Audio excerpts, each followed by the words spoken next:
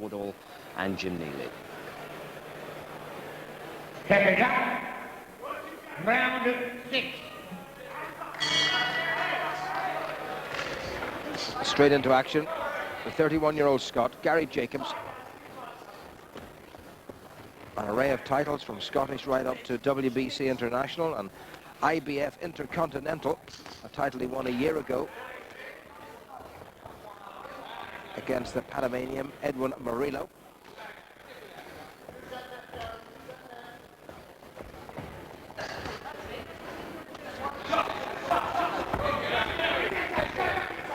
And there's quite a bit of bruising now on closer examination around the eyes of the Ukrainian. Yeah, Fesechko, he's doing something with his gum shield, I think. I don't know whether he's got a jaw problem or he keeps on lifting the gum shield from his teeth, you know, up and down. I don't know what. It may not, like he's chewing bubble gum or something. I don't know. Well, it may not be fitting properly. Yeah, that's very true. Well, Jacobs wasn't too far away with that good left hand, following up from a couple of useful rights to the body.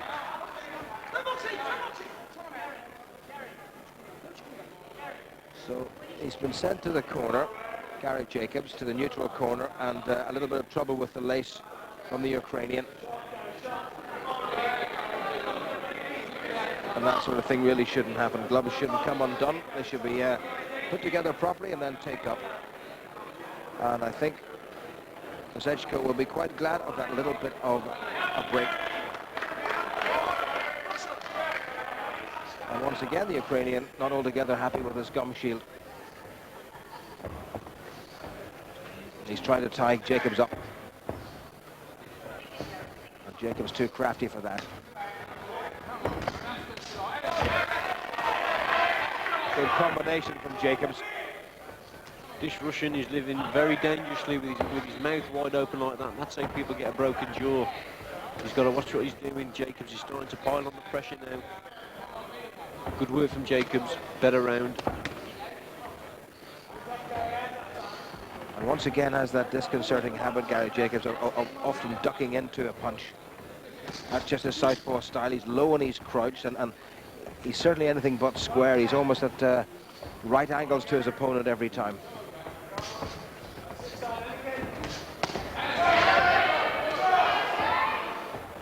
Yeah, Gary likes to plant his feet. He likes to put a bit of a wide stance, really, to get the power shots in. He's a very powerful man, but he must keep that guard up, but just a little bit more for me.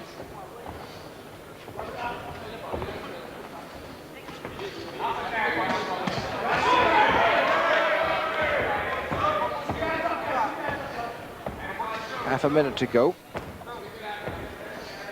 And I don't think there's much doubt as to who's ahead in terms of points on the scorecard of referee Ian John Lewis. It'll be Gary Jacobs.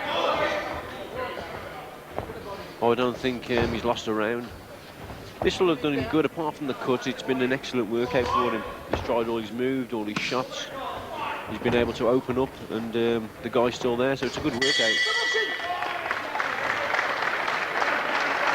And Jacobs has the comparatively short walk back to his own corner, and straight away they go to work on that cut, which Jacobs will be relieved to know hasn't certainly got any worse, and they've managed to stem the bleeding, because had it opened up and the blood was going to go into the eye, then the referee would have had to seriously consider halting this.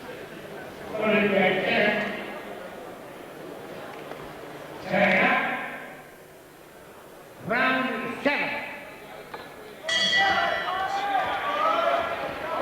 Jacobs looking fairly composed. I must be quite pleased with the 6 rounds of light middleweight boxing that have preceded this one.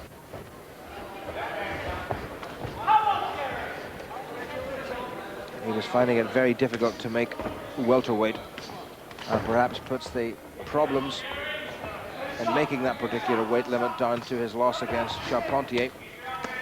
Gary Jacobs of 4 or 5 years ago probably wouldn't have any difficulty in beating the Frenchman. That was better work from Fesechko. And Jacobs responds immediately.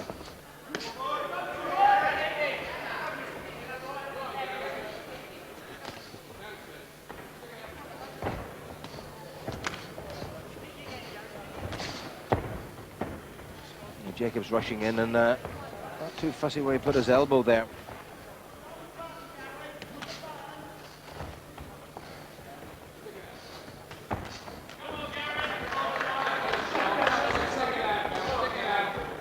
The volume of punches thrown and the volume of punches landed certainly will favour Jacobs in a massive margin. Oh, definitely, yeah. The Russians had a good opening to this round. He won the early exchanges, and he started boxing quite well. But as the round goes on, then Jacobs starts dominating again. And that's a cracking right hook to the body. And that must take it out of him. There again, switching from the body to the head. That's good stuff. That's very, very good stuff. Fesechko spitting some blood now from his mouth, which is not a good sign. I don't like to see that happening.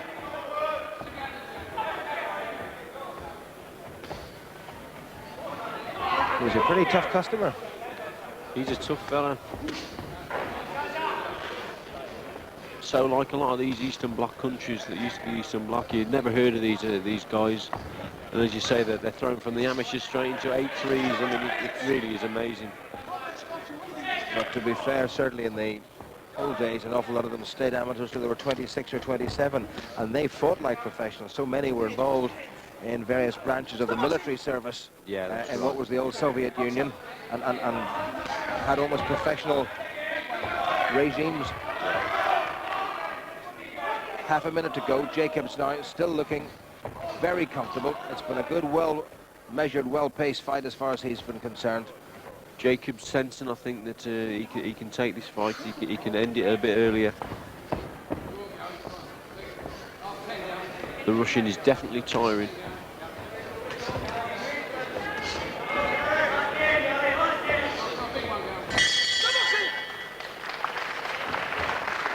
A good, solid, impressive finish to that round by Gary Jacobs. 3 more minutes to go, and his second venture into the world of light middleweights would appear to be a successful one.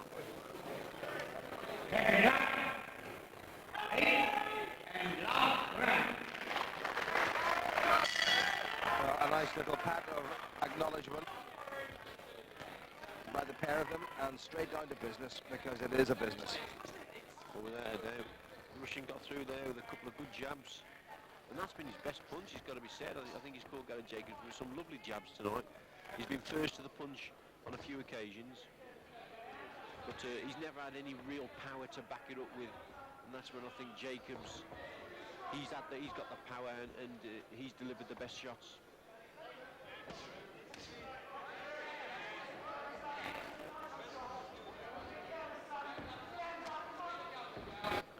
Fesechko too would be, certainly in his earlier professional days, a natural welterweight, but as a year or two has crept on, and a pound or two has crept on, he's found it more and more difficult, and he's had to move up to the light middle division, the 11-stone division.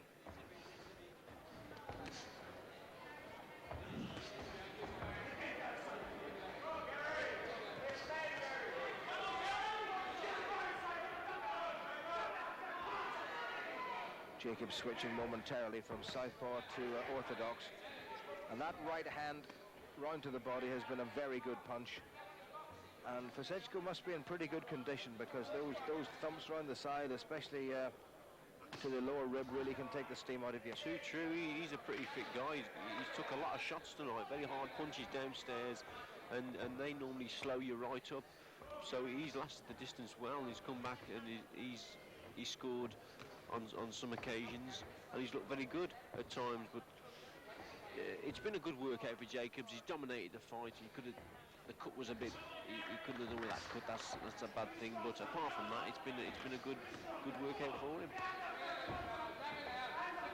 Well, including this evening, between them, these gentlemen have had 84 professional contests. And Jacobs, and this is 52nd, I think will be pleased enough, especially considering that there was a little eye problem in the middle of this contest, and that's been patched up quite nicely by the corner, so full marks to them.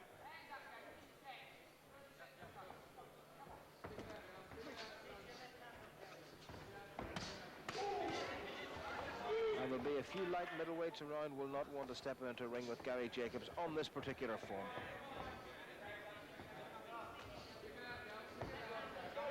The eye slightly worsening now at the end of the contest.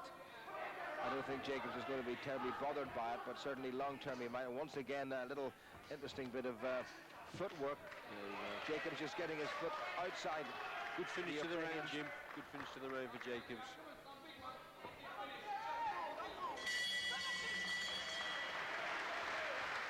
Well, Jacobs, I'm quite sure, knows he's won this. I'd be surprised if he lost or even shared a single round. Worries about the eye, but no real worries about the result of this contest.